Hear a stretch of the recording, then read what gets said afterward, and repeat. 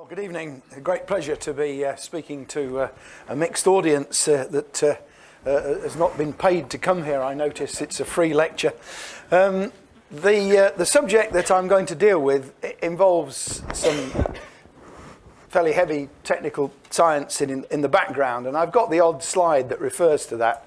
That's really by way of demonstrating that the evidence is there. If anybody wants to take those issues up with me at the end, I'd be delighted to explain them in more detail. But I'm going to kind of gloss over them because those who are interested in that aspect will understand immediately what they are. But the story can be told without any of those technical issues. And it starts off in the UK, but it should move to Africa. And our collaborators at the International Centre for Insect Physiology and Ecology have this wonderful field station on the banks of Lake Victoria by Rusinga Island, which is where the Leakeys first did their hominid excavations. And that was actually founded by an African scientist, Thomas Odiambo, who's a great towering figure of insect science, not only in that continent, but throughout the world. And here's, of course, Rothamsted. Now, a few years ago, the Royal Society had a working party chaired by distinguished scientists from Cambridge, Sir David Bolcombe, and that, under this title, looked at what we would need to do to create the science base for producing more food on the same area of land that we presently cultivate, or a bit less, taking into account that gets flooded during climate change, and that would deal with the increased need for food because of the global population rise. And it concluded very clearly that the tools that we have at the moment are not sufficient for this purpose. And so, although they have been given the name generically as being components of the Green Revolution, we needed a new Green Revolution, which would probably be knowledge intensive rather than input intensive. What I mean is that the Green Revolution that we have known has been intensive in terms of the input of fertilizers, pesticide, and seasonally purchased or applied seed. Now, this is not a criticism of the great pioneers of the Green Revolution like Norman Borlaug, who I was very friendly with in his last years, and indeed made a film with him at Rothamsted partly. And in fact, he was convinced that we needed new tools, and that would include new aspects of biotechnology so that we could actually deliver the traits that we needed through the seed rather than having to go out there and put them onto the land and do a lot of ground preparation and so on. And towards the end of my talk, if I get there, I'll even introduce the idea of not even sowing seeds seasonally or annually. I'll talk about the move towards perennial arable crops. That's perennial wheat or something like it, perennial rice, maize and soya for the main global crops. Now, sustainability, which was a term that was used a great deal in Bolcombe's report, is often accused of being an ill-defined term. Well, it's a very simple term. Anything that requires your continual application, like seasonal inputs, is not really sustainable. And if that includes the Haber-Bosch fixation of nitrogen, which is extremely energy intensive, and driving around the field in diesel-powered machines, then that is also not sustainable in terms of its strict definition. It may be that we stay with some of these aspects of current agriculture and horticulture, but basically we need to get away from them in the long term, eventually moving to perennial crops. That will introduce new problems. Although we will have this wonderfully greater growth of the root system, we will in fact have to look after it better than we can at the moment look after roots. At the moment, though, we really need to make sure that we're not losing any of our crops because the carbon footprint is already paid for. You've already got the fertilizer on the land and prepared the soil with the tractor and the plough. So crop protection takes on, even in the north, where usually we only get a few percent increased yield through it, takes on a new proportion because all that percentage you lose has its carbon footprint paid for.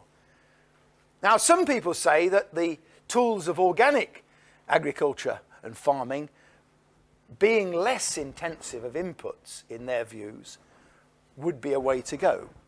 But when you look at the main crops, organic farming is less effective at producing the crop. So although we may learn things from the sustainability aspects of organic farming, we're certainly not going to use it in the mainstream because it's not as efficient. We do need to preserve the environment. We need ecosystem services, and we need to have the environment as well as we can manage as it is to look after the atmosphere of the world and its species diversity. That brings into play the debate about whether you should share your farming activities with diversity or whether you should do your farming activities so efficiently that you can actually leave alone the rainforest, the golf course, the salt marsh, or whatever it is. And in fact, in this very nice survey by colleagues at Cambridge, the first author, Ben Phelan, it really looks as if it's the sparing that's the best way to go. So in all the economics that they could see and measures of biodiversity, to grow crops really effectively, thereby to spare land for species diversity preservation is the way forward.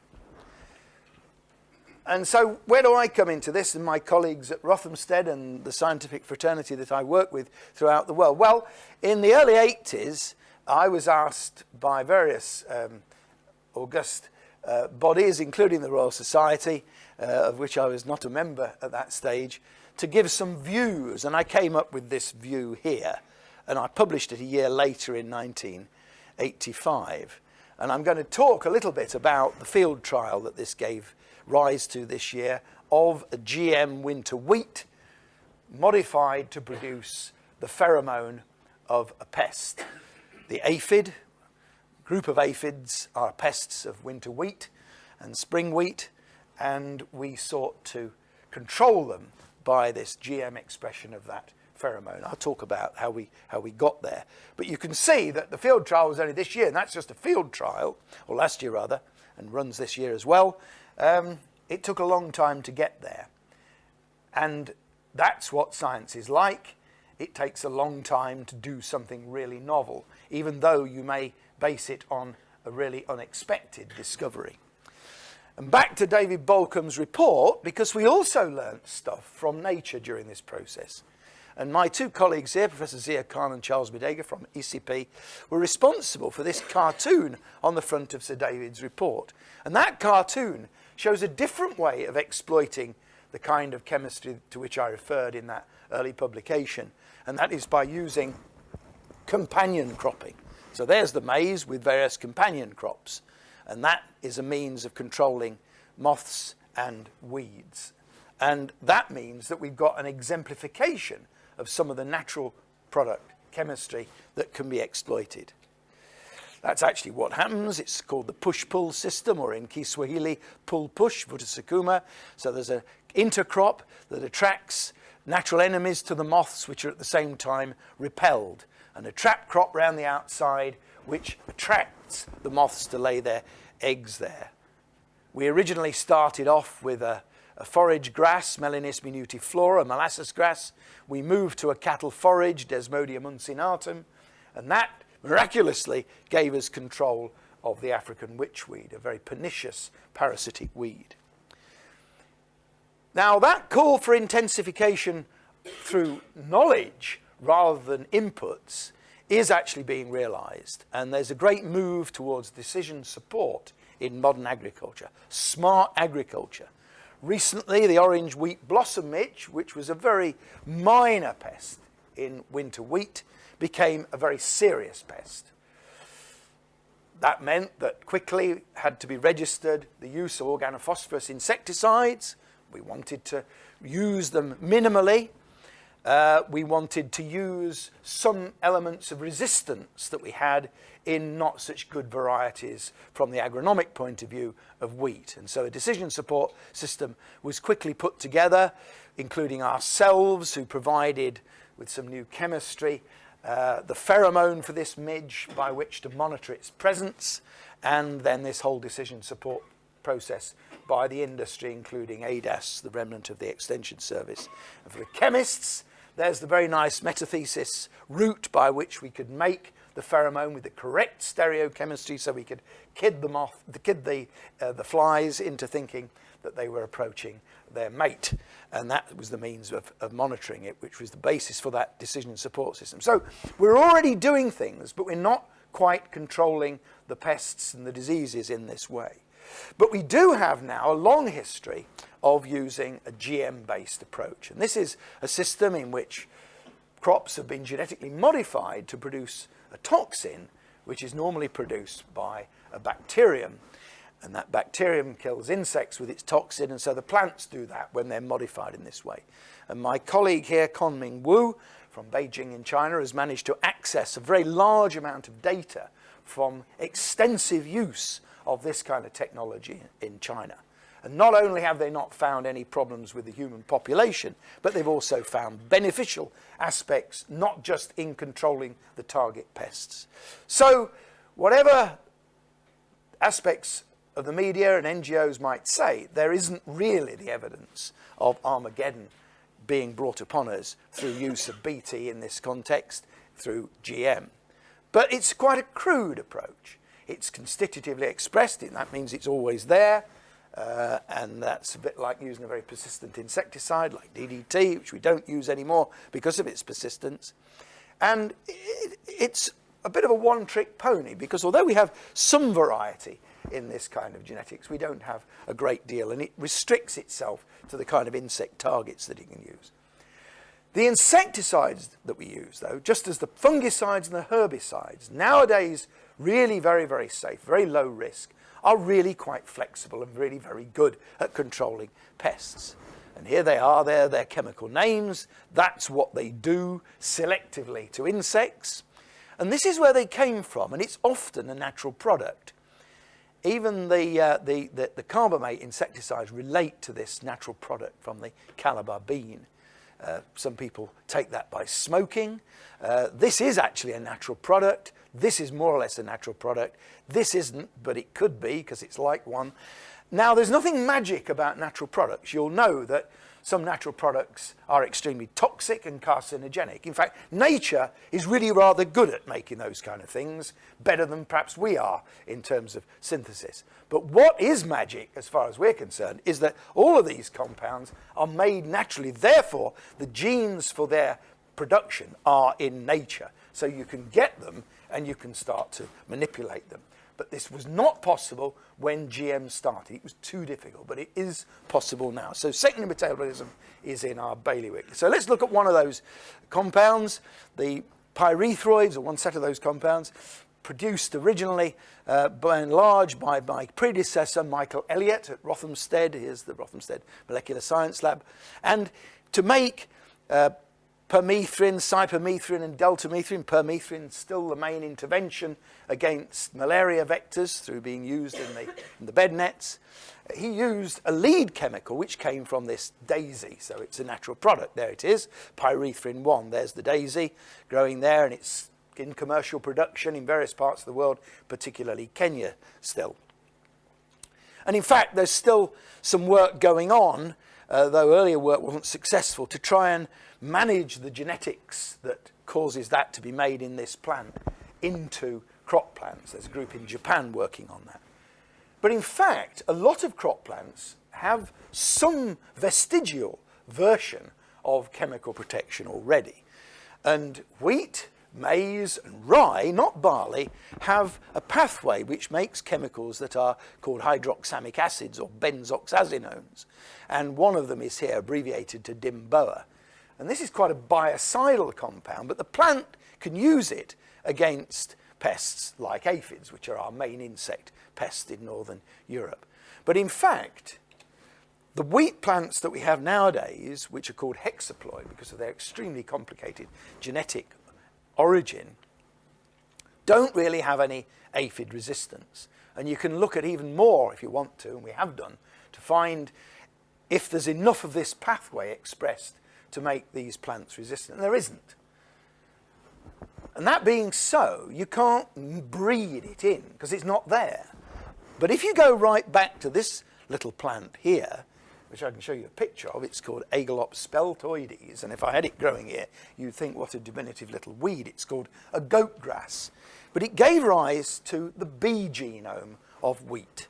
So there's an AA, a BB, and a DD. The DD came in through human activity about 8,000 years ago from another little weed called Aegilops tauschii. But Aegilops speltoides put into emmer wheat, the precursor of modern wheat, this B gene, and that actually makes the hydroxamic acids. Now, if you give that to a breeder of yesterday, he would throw his hands up in horror, because something called linkage drag would give him a very big problem if he started to bring the genetics more into the wheat.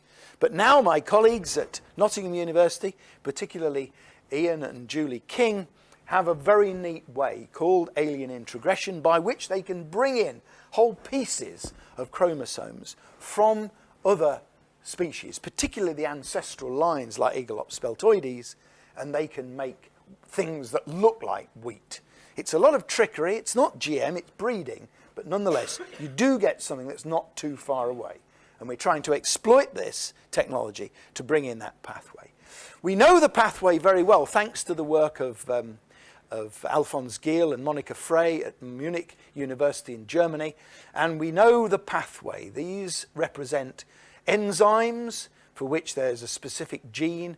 And these enzymes are all cytochromes P450 for those interested in the subject. And they gradually make something that becomes a defense compound. It actually becomes a bit toxic to the plant, and so it's shuffled into the vacuole for storage by it being made into a glucoside. It's bound to sugar. And there it can undergo another process which finally makes this very toxic material which is protected in the plant.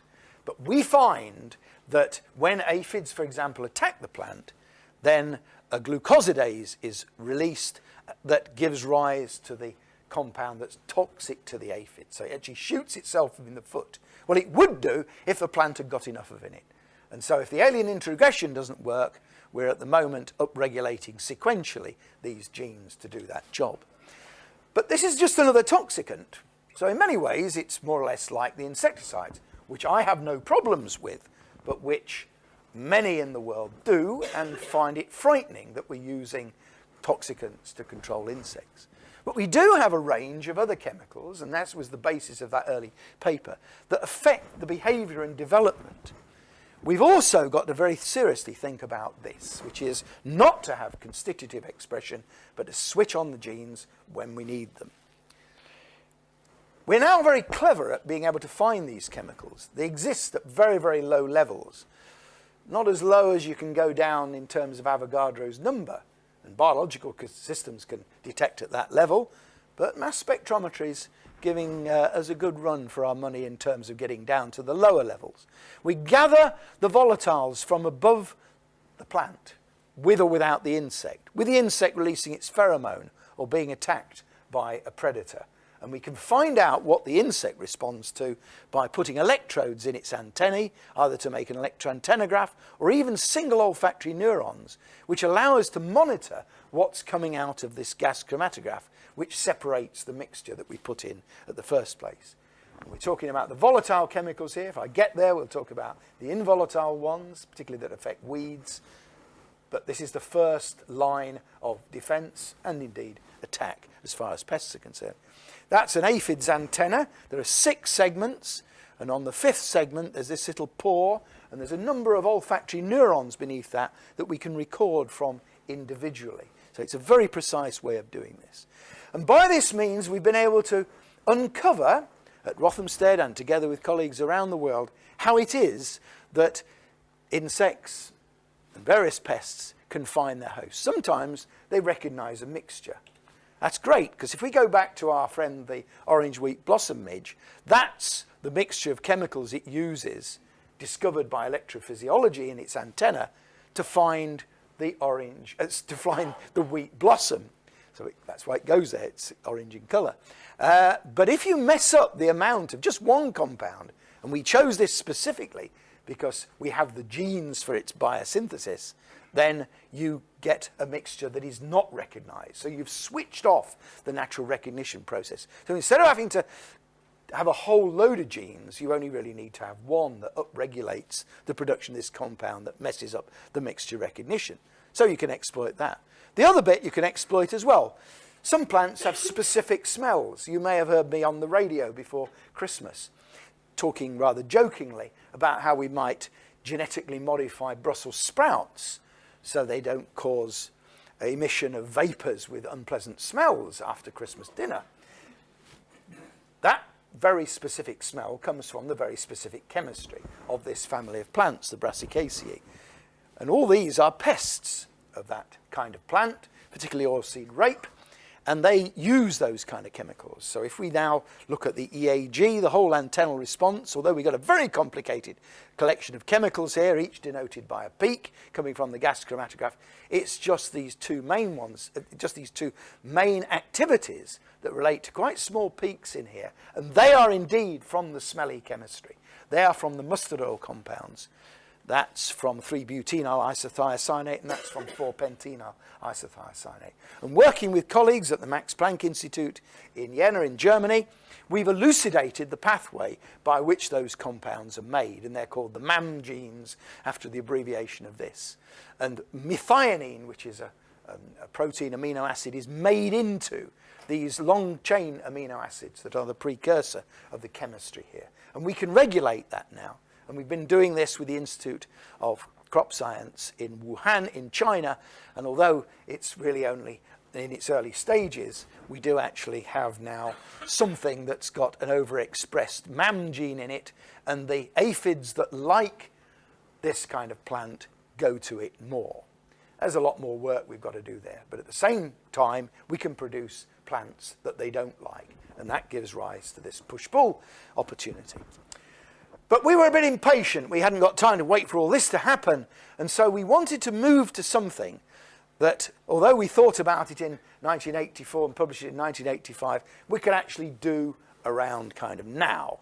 And that was to make the aphid alarm pheromone. So when aphids are attacked, as here by a lacewing larva, they produce a sticky defensive secretion. That's a sort of gummy material, a lot of it there. You could spray a lot of gummy material on the crop, perhaps, and control the aphids, but it would be several tens of kilograms per hectare. But here, it's using also a very small amount of this volatile chemical as an alarm pheromone. And all the other aphids, because they're related clonally, run away or jump off the plant. Or in Japan, they even have an aphid that stands up and fights. Bit of a job with this kind of thing, but nonetheless, it has a go. And it's a very simple process by which it's made from this chemical, which is called farnesyl. Well, it should be called farnesyl pyrophosphate, but the biochemists got in there and they called it farnesyl diphosphate, which we have to call it now. And that is in all of us, and I mean all of us. So all the living kingdoms make compounds like this. And so we thought we could manipulate the natural chemistry of the plant to make the alarm pheromone. But there was a problem. The aphids had got there before us. And when plants make E-beta-farnesene, this compound that is the alarm pheromone of the aphids, the plants also make other chemicals like this particular isomer of caryophyllene. And the aphids, when they smell this in conjunction with that, say, ha-ha, it's a plant doing this, it's not another aphid warning me. So we got to capture the genetics sufficiently well to just make this compound. It took ages to do that. And you can see the dates going by, and you can see some amazing engineering here, producing the wrong compounds initially, but then getting to what was very, very pure E-beta-farnesene. And this, though, is not in a crop, it's in Arabidopsis thaliana, which is the model plant for this kind of work. Its common name is the thale cress. It's another diminutive little weed, and it actually produces caryophyllene in its wild state. But we've captured the precursor, reducing the amount of that, and now we're making sufficient pure E-beta-farnesene to frighten the aphid and to attract parasitic wasps that are attracted to aphids. And there we published it, you see, 20-odd years later. So now we're set to try and do this in wheat. Now, many people say, well, what do you want to do that for? We've got plenty of pesticides to control pests on wheat, but we're losing them through resistance, and this is one of the spring aphids, and we're seeing more and more resistance to current insecticides. There is some more in the pipeline, but we'd like to do this root that I'm talking about via the seed. So we now start to look at the molecular biology. These are kind of cassettes of DNA that we actually put into the wheat. And we put it in by a process called biolistics, which means really shooting it in by putting it onto ballistically propelled particles. And at first we put in the synthetic gene. That didn't work, so we put in the gene that makes the precursor, the farnesyl pyrophosphate, as chemists would have called it. But that didn't work. But when we loaded it into the plastid, the powerhouse of the plant, then it started to work, regardless of whether we had the gene in there for the precursor or not. And you might think that's a very obvious thing to do, but in fact, plant physiology says that this kind of chemistry, this kind of chemical is called a sesquiterpene, is not normally produced in the plastid, but only in the cytosolic part of the plant. But nonetheless, we now got a wheat plant that would produce it. Now, when it says wild type, this is a common expression that molecular biology used to describe the plant that they worked on. That wild type is an elite wheat variety. It's cadenza. It can be grown as a spring-sown or an autumn-sown wheat. And by putting these genes in there, we haven't actually altered it at all. It just looks like the plant. Now, if we tried to do that with plant breeding, though, it would have been unbelievably difficult. I can't imagine how we would have done it. But if we had tried, we would have got some disturbed plant out of this. We go straight to a plant that looks like a wheat plant. And the volatiles from the plant frighten aphids. Actually better than the equivalent amount of the synthetic compound. This is just a time course for the experiment.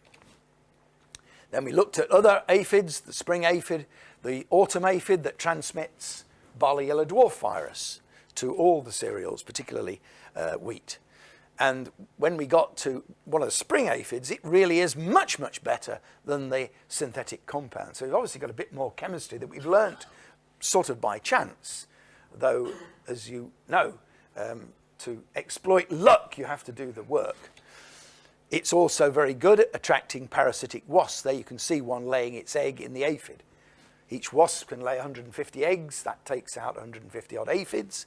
And they are very, very powerfully doing this naturally, except they do it rather late for the farmer and for agriculture. They come in late and live off the aphids. If you can get them in earlier with such a trick, then they would do a better job. So at the beginning of 2012, we were there. And the next step was to apply for permission to do a field trial. Now, whether things work in the lab or not is, of course, an important issue. It's the prelude to doing an expensive field trial. But you've got to do the field trial.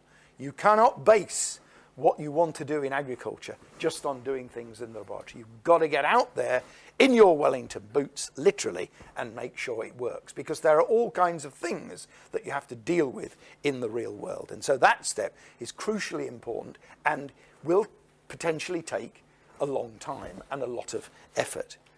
But Lord Henley, who was chair of the committee that decides whether you can release something into the environment or not, and what precautions you must take to do so, was willing, after a good deal of debate and as providing further information, to allow us to do this in a very controlled experiment.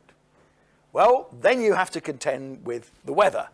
And in fact, we have a saying at Rothamsted, because not only did we invent the synthetic pyrethroids and fertilizers in the 1800s, but we also invented applied statistics, or Fisher and Yates did at Rothamsted.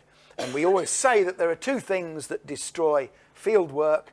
One is the weather, the other is the statistics. Well, we're happy to work with that, but you can see what happened here. In fact, we had a moat round here, and that was really to prevent people driving vehicles through the fence to damage the crop, if that's what they wanted to do. But when it filled up with water, we were very concerned that we didn't drown anybody, so we sent out messages so people could be clear that there was a lot of water there, and it was quite deep here. And of course, we did face a very serious protest. Some people were just worried, and maybe that includes some of you, and that's absolutely fine, because we were determined to try and explain what we were doing, why we were doing it, that we were perceived, ourselves at least, that we'd been asked to do it to try and find new ways to control pests that were more sustainable and use natural processes more. But that where people were worried about the idea of GM, we would explain what we were doing. But nonetheless, some people were determined to destroy the crop, and they advertised this fact, and they met in a peaceful demonstration initially on Rothamsted Park, which we were very happy to see. They brought in people from France who identified themselves strangely by these funny hats, but they had a nice time, but they were interested in doing this damage. The reason why they had this very amusing cartoon, and I have to say they produced some extremely innovative anti-GM propaganda as part of this campaign, is that the synthase that we put into the wheat to make the precursor, the farnesyl diphosphate or pyrophosphate, was actually using a sequence from the cow. And people said to me, why on earth did you do that? You know, Christ, you're falling into the hands of the criticism because it sounds like Frankenstein food, only worse. And I said, well, we chose it for scientific reasons. We didn't want to have a plant gene because, as I said, the plants do this. And if you stick a plant gene, highly expressed, into a plant, it will recognize it and switch it off, often anyway. So we wanted to have a different kind of sequence. So we're not actually taking the cow gene. We're not taking anything from a cow. We've never had a cow anywhere near any of this work. We only observed the sequence on the publicly available website for the cow genome, and that it would do this if we created it synthetically. So we actually synthesized the gene from the sequence that had been reported. And so I've sought to explain this, and indeed initially it was very difficult to do this because the media were siding really with people who were worried and the protest. But as we progressed through this process of engaging with people and talking about it and finding what their worries and concerns were, I actually had the opportunity on many occasions, including a very nice program, well I thought so, with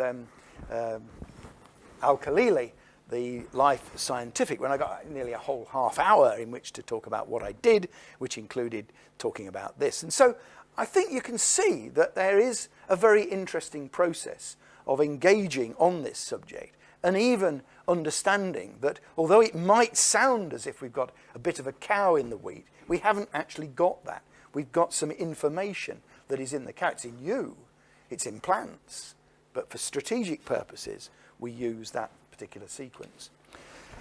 There wasn't a very good establishment of the plants. It's not just the GM wheat and the controls, but it's also the barley that is the buffer crop and the wheat second buffer crop there.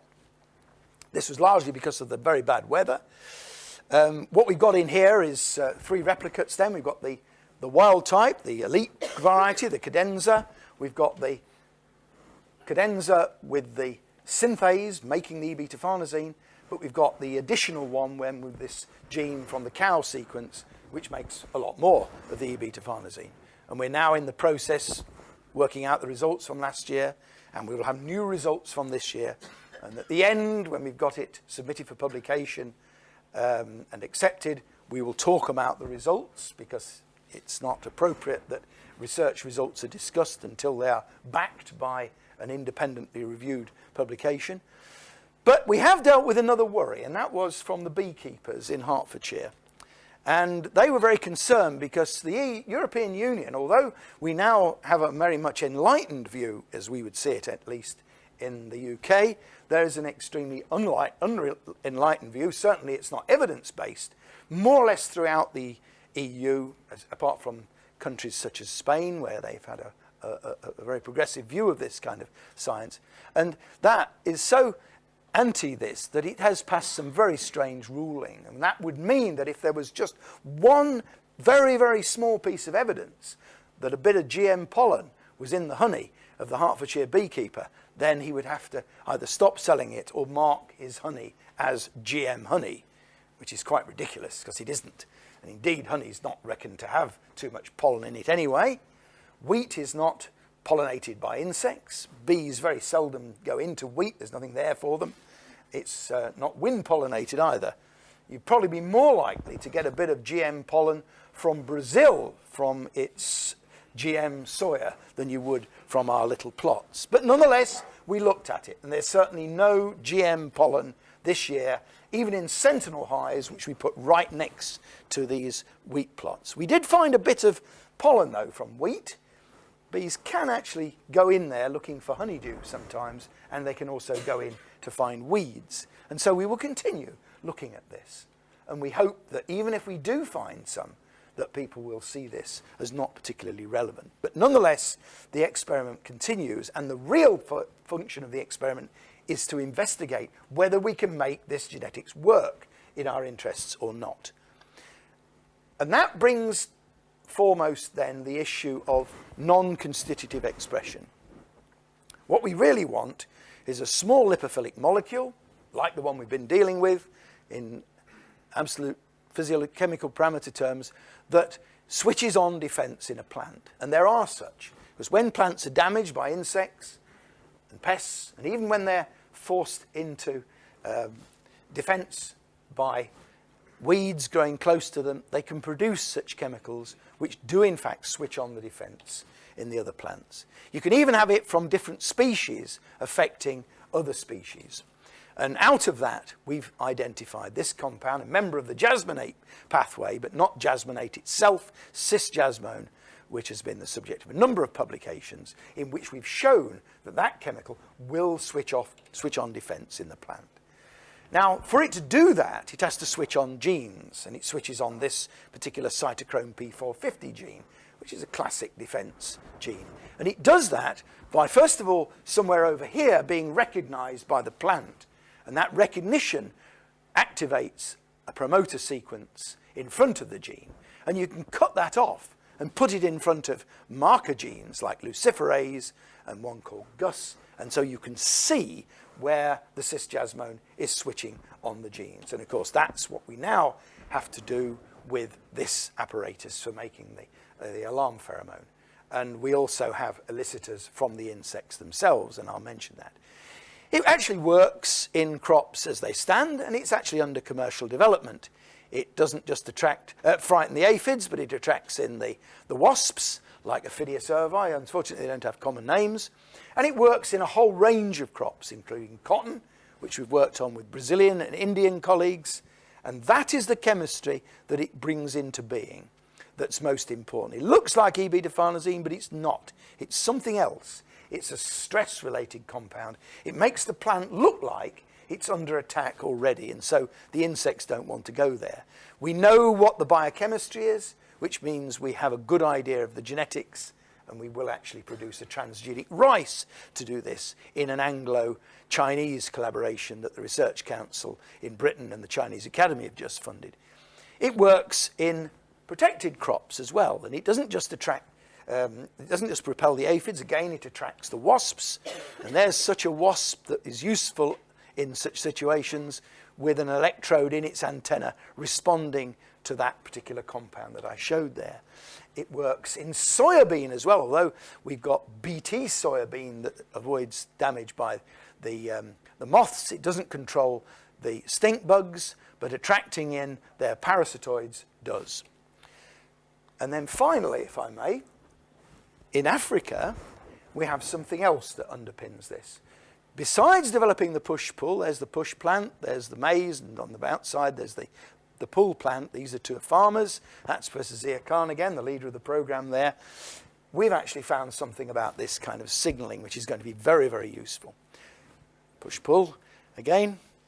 And when we move, as I said, to that intercrop, we don't just repel the moths and attract the beneficial insects, but we also control the witchweed. You can see the witchweed now, it's flowering, having done its damage in its subterranean growth stage, has actually caused tremendous damage to the crop. But here with the intercrop, the desmodium, which the farmer can provide himself with on a bartering basis initially and then grow as a perennial crop, there's no seasonal input there, and continue growing the maize, he eventually destroys the seed bank for this pest, and clearly, even in the first couple of years, produces a very, very much more viable crop. In just one region alone, lots of farmers have taken up this. Now, there are lots of diagrams of this kind of thing from Africa, and you can actually make them up and put them on PowerPoint presentations. And when you go there, there's no farmers there. But recently, Martin Fischler, who's a very astute Swiss gentleman, who was reviewing this kind of idea to see if the Swiss should put their money into it, and Swiss people don't put their money into things lightly. He went out there, and instead of us taking him to see the farmers, he got from us, which we have for each farmer, the GPS registration. So he went there himself, he saw for himself, and he wrote this extremely strong support for this, and indeed the money came in. And these farmers, they have something else though, which Monsanto and DuPont Pioneer don't actually have. They have some germplasm which they collect the seeds of as open pollinated varieties, and which has given rise to a new program funded by all these august funding agents, is called Smart Cereals. And what that is that when the moth lays its egg on the plant, the smart plants, the farmers' plants, not the hybrids or the landrace plants from the gene banks, it causes the plant to start signaling against moths coming in and laying their eggs, and for not only larval parasitoids, but not only egg parasitoids, but larval parasitoids to come and attack the ensuing larvae. And so with people in Africa just joining us at the beginning of February, Damaris Sodenye in Kenya, Zia Khan again, and Ed Buckler, the great global maize geneticist in Cornell, we have this program to exploit this systemic effect. So with no eggs, not much. With eggs, something, and distant from where the eggs are, a systemic effect, we get the compound we've been talking about, which is a great attractor of wasps, and its little brother, this lower molecular weight, but analogous compound. Yesterday I gave an interview for Nature talking about where is GM going. Well, one way it will go is in sentinel plants, to warn us of what's going on in the crop, particularly a perennial crop, which you don't want to keep going into. But those sentinel plants can actually send out signals to switch on genes, either there by breeding or there by GM in the main stand. And we've actually started work on this now on a disease. Phacopsera pachyrizae is the pathogen that causes rust in soybean. If that takes a hold, there will be no animal feed for the world.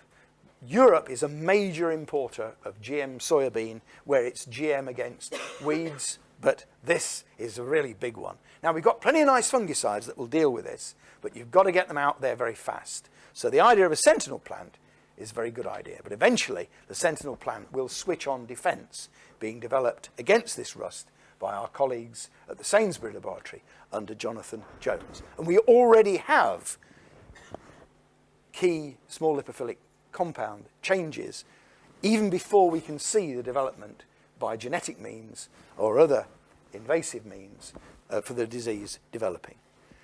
The weed control we understand as well. The way we control with the Desmodium intercrop the striga, the witchweed, is some very biocidal material that's produced in the roots and which even protects not just the intercrop but the maize itself. And they are C-glycosyl flavonoids. So these sugars, the glucose and the arabinose here, are linked to this molecule of apigenin, which you may see on the recipe for various nutraceuticals, by carbon. And that makes a very stable bond.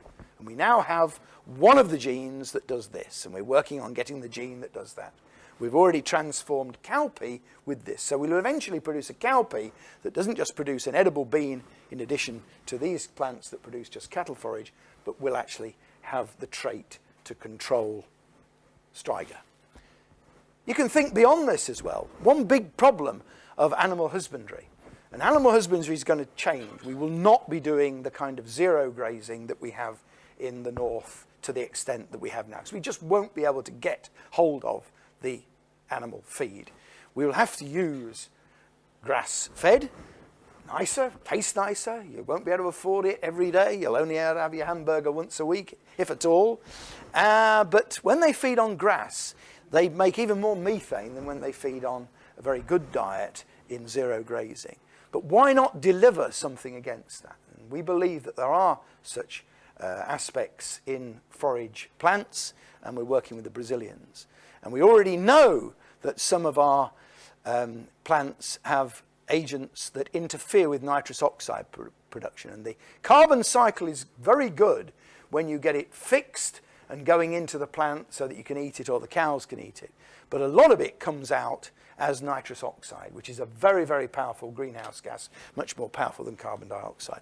And in fact, one of our trap plants that we developed under this EU program as a drought-tolerant trap plant, because we're obviously phasing in drought-tolerant companion plants to deal with drought in Africa, actually produces this compound here, which has one of these effects. This is our putative pathway, and we're using bioinformatics to locate that in these non-genomic plants that we have to work with.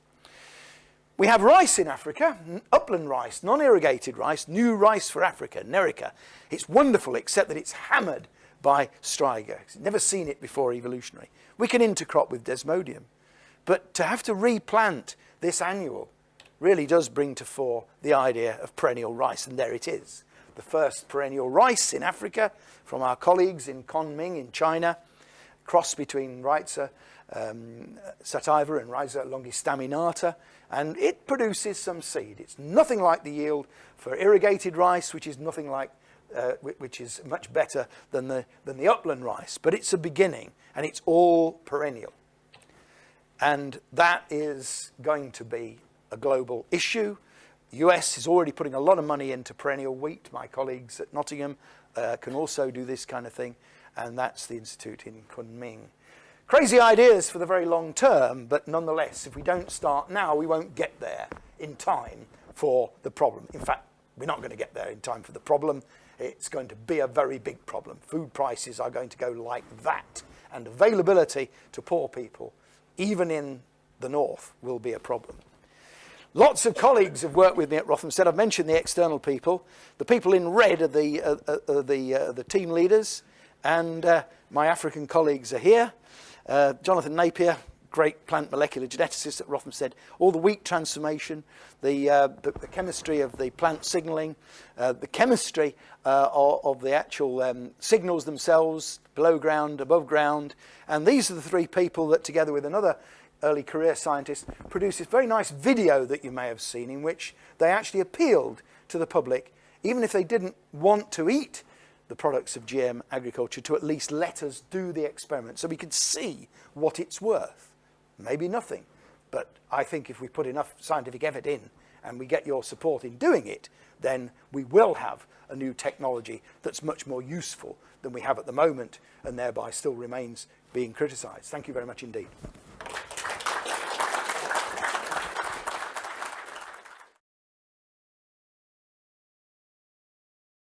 Well, not if the only motive is to make money out of the situation. It would have to be sold. I must say, though, that big companies that are often berated in this respect, Monsanto, DuPont, Pioneer, and so on, they have actually given a lot of genetics to the developing countries free for them to develop. But where it relates to seasonally bought seed, it's probably not appropriate. The farmers that we work with, those farmers that I've described there, they only save seed. They do not buy seed at all. So hybrid seed is not really relevant to them. It would be good if they did, because it yields very highly. But you notice the ridiculously tall maize that those farmers had. That's not been used as breeding material. So they do gather seed, save it, sell it, or use it, or eat it. And we are going to use that as the outlet for the smart cereals in Africa.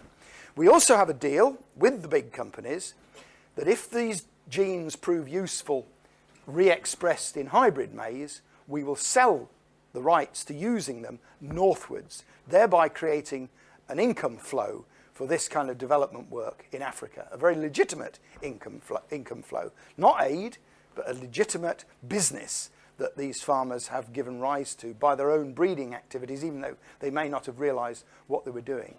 So we intend to accommodate the issue that you've described. But for the north, then it will be hybrid purchase seed until we can provide perennialization. And already that's looking a very, very strong possibility for prairie growing wheat in America. And that's why they're putting so much resource into it. Then you won't have to make any other pass of the land but to harvest. And that's why it's crucially important to embed crop protection through the seed as well. When I say through the seed, the genes are in there, but they're not expressed. So you're not going to have an insecticidal bread. It's only the vegetative part of the plant. But the abbreviation to getting this idea of not actually having to put it onto the crop, but getting it in the crop via the seed or the planting material if it's a perennial material.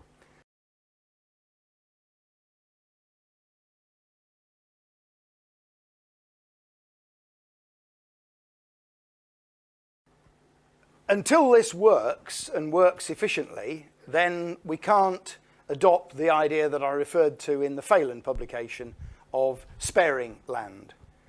But the idea is that you have to produce even better crop protection for the future, and that we need new methods for doing that. I mean, I'd, as a scientist, be quite happy to consider using insecticides forever, but you have to apply them using a spraying on technology.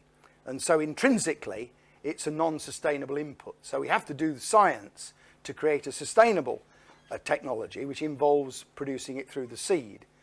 But if this works effectively, then it uses natural processes in that control, and it exploits biodiversity and gives a real value to ecosystem services, because the wasps that do this are an ecosystem service. I mean, at the moment, we talk about ecosystem services somewhat vaguely. With pollinators, you can see it, except that many of our industrial crops don't need them. Removing the food for the wasps is actually done by the wasps. So the wasps are doing it, so you could argue that you're actually giving them a better supply of food. But eventually, they should be coming into the crop and foraging at very low pest densities. But we're not actually in the business of creating more wasps.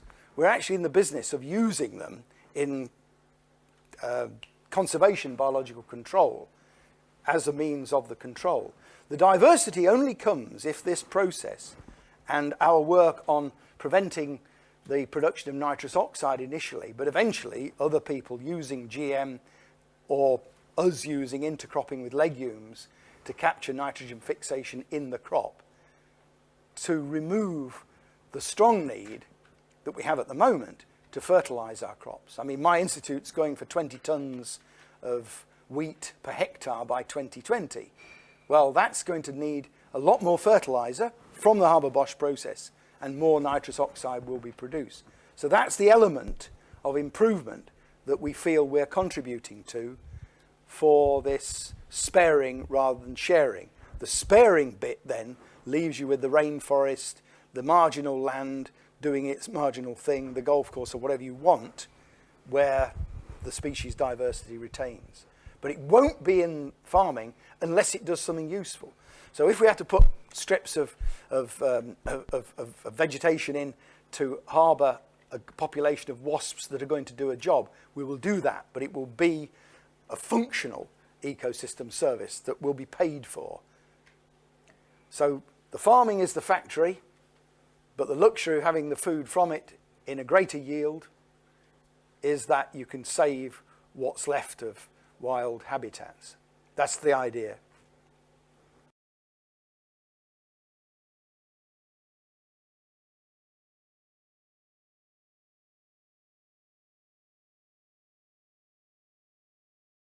Yes, I mean, whatever you do, there will be moves by nature to resist that. But if we take the aphid alarm pheromone, and it's just an example, and it's an experimental example at the moment, but nonetheless, that seeks to control aphids by frightening them and by attracting in the wasps. Now, aphids don't do too well without that alarm pheromone. They are disadvantaged if they don't have it. So they need an alarm pheromone, but it may not be E-beta-farnesene. But if you take our sophisticated electrophysiology and our sophisticated analytical technique, in spite of what I said about Avogadro's number, we can actually see any genetic changes or any evolutionary changes that allow the aphid to remain with the alarm pheromone idea, but to have a different compound doing it. In fact, I already know what the compound will be, which they will use if we get to the stage where we use this approach against them sufficiently well for them to develop resistance. And it's going to be an isomer of E-beta-farnesene. For the chemist, it's going to be E-alpha-farnesene, because I can see very small amounts of that in the aphid alarm pheromone. And it's just about detectable by the neurophysiology of the aphid. So it just adapts to do more of that. But I already have the gene for that compound in my back pocket. It's actually in Granny Smith apples. It's the nice smell you get from the greasy apples. And so we know what to do. And unlike my predecessor, Michael Elliott, who facing resistance to pyrethroids, had to contemplate inventing a whole new toxophore, which of course Syngenta, Bayer, BASF have been doing very successfully, but at great expense and made even more difficult by the immense amount of testing they have to now do. You only have to move to another gene to capture the same biology, which the aphid can't really do without unless it really does change into something completely different. And then it will do something else that's vulnerable. Everything is vulnerable to us. We can see it, but we've got our hands upon technology that we can manage. So resistance will occur if we're using it effectively enough. The other trick, of course, is that rather than just killing it by hitting one molecular target, we're actually using the wasps to kill the aphid. You know, it's a bit like resisting the guillotine. It's actually quite difficult, but you can resist poisons like nicotine and ethanol, and I know people who drink them and smoke them in the right order, and they actually deal with them quite well. But the guillotine you can't, you know. It's that pathogenicity that you have, which is difficult to deal with. But nonetheless, it's a very important question, and we have to have it in place, in mind, at least, as to what we're going to do about it. And I can show you the chromatograms of the aphid, and I can show you the electrophysiology of the aphid, with the aphid already having the apparatus to deal with the E-beta-farnesene that's used against it. And we have seen this kind of process in other insect pheromone uses, particularly in the codling moth, where it is actually in some regions of the world, sadly not in Britain, controlled by pheromone mating disruption, very effectively, in fact.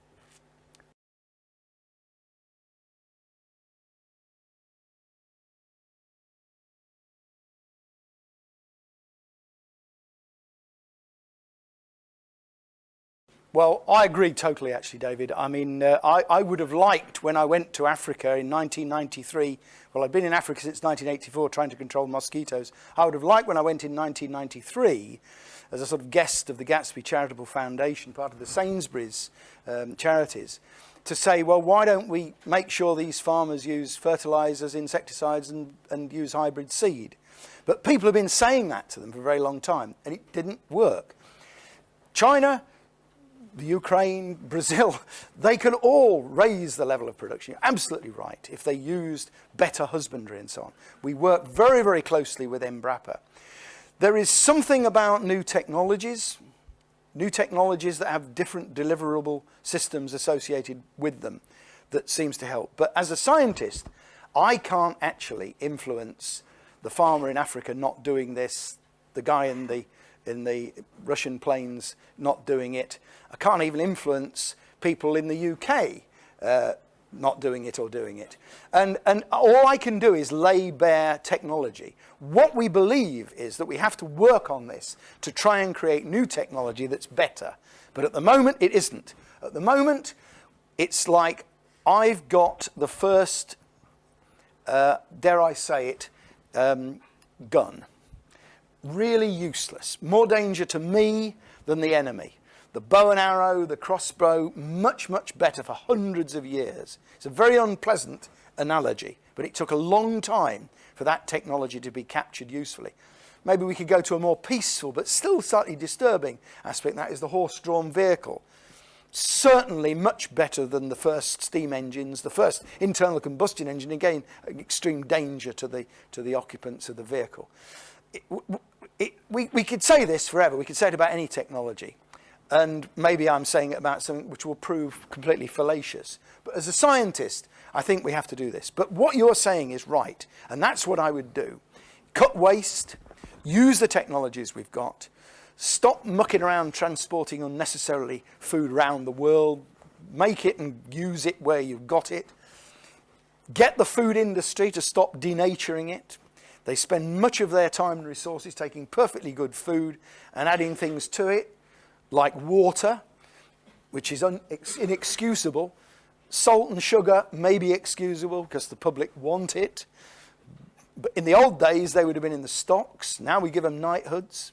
Don't imagine I'm saying this behind their backs. I say this to them regularly. Yes, I say this to them regularly. But there we have an immense amount of waste and unnecessary cost added to the product. So there's many things we should be doing, but they've all entered a non-scientific realm, and it gives me the excuse to be quite over the top in my criticisms of elements of the industry, which have membership in the SCI in this respect. But as I said, I don't do it behind their backs. But as a scientist, I've got to pick some route through here. But the scientists who make better and newer insecticides, I greatly applaud. For aphids, the spirotetramat, the tetronic acids, Steve Lay and I worked on them 30 or so years ago. Wonderful stuff, wonderful. Very, very expensive. Maybe, we will stay with all of this using the best of whatever technology is suitable. And I'm sure firefighting will be very important. When we got the first orange wheat blossom midge, we didn't have time to use anything clever. We had to use chlorpyrifos. Sorry, Dow. Very nice compound. When they had West Nile virus in New York State, they didn't have time to do anything clever about it. They stuck pyrethroids out everywhere, even into the watercourses, killing the crustaceans. But you've got to do something when time is right for you to do it. But nonetheless, you've got to put in place now, as Sir David Bolcombe said, a bigger man than I, he's much taller at least, you've got to put in place the science and the technology for the results into the long-term future.